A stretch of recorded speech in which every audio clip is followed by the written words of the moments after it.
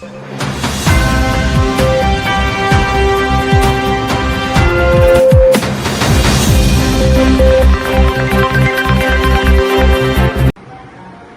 હિન્દ।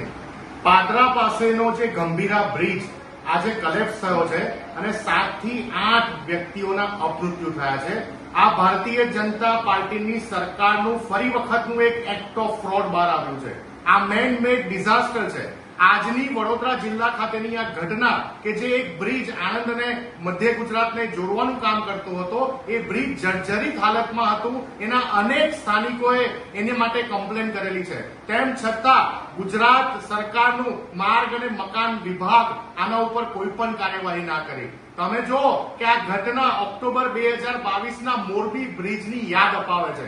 હજુ તો માત્ર 2.5 વર્ષ થયા છે અને ગુજરાતમાં ફરી એક વખત આવા બ્રિજ તૂટે અને લોકોના અપમૃત્યુ થાય, આ ઘટના ક્યારે પણ સહન કરી ના શકાય। ગુજરાત કોંગ્રેસ તરફથી મહાદેવને પ્રાર્થના કરું છું કે કેઝ્યુઅલિટી જેટલી ઓછી થાય એટલું ગુજરાત માટે સારી વાત હશે, પરંતુ ગુજરાતની ભારતીય જનતા પાર્ટીની આ સરકારના ગેર જિમ્મેદારાના અને બેદરકારી પૂર્ણ જે વહીવટ છે એના કારણે આવી દુર્ભાગ્યપૂર્ણ ઘટનાઓ વારંવાર થઈ રહી છે।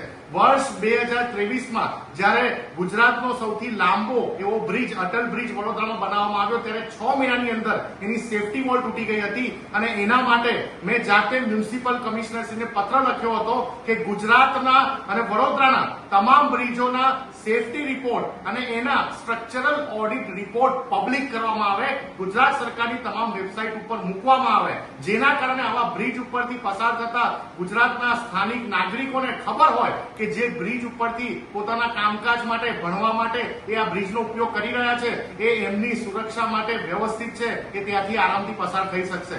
પરંતુ ગુજરાતનું માર્ગ અને મકાન વિભાગ હવે ગુજરાતના ભ્રષ્ટાચારનું એપી સેન્ટર બની ગયું છે।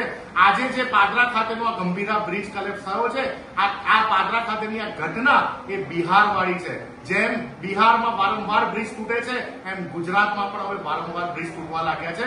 અમને લોકોને જે પણ અધિકારી આમાં સામેલ હોય એ અધિકારી સસ્પેન્ડ નહીં ટર્મિનેટ થતા જોવા છે। જો ખરેખર મૃદુ અને મક્કમ મુખ્યમંત્રીશ્રીમાં હજુ પણ થોડું ઘણું રિસ્પોન્સ બચ્યો હોય, રિસ્પોન્સિબિલિટી બચી હોય તો આ તમામ અધિકારીઓને 24 કલાકની અંદર ટર્મિનેટ કરે અને આજનો દિવસ પૂરો થતા પહેલા એમના ઉપર એવી ભારે એફઆઈઆર થવી જોઈએ કે જેલના સળિયાની બહાર ના નીકળી શકે। જય હિન્દ।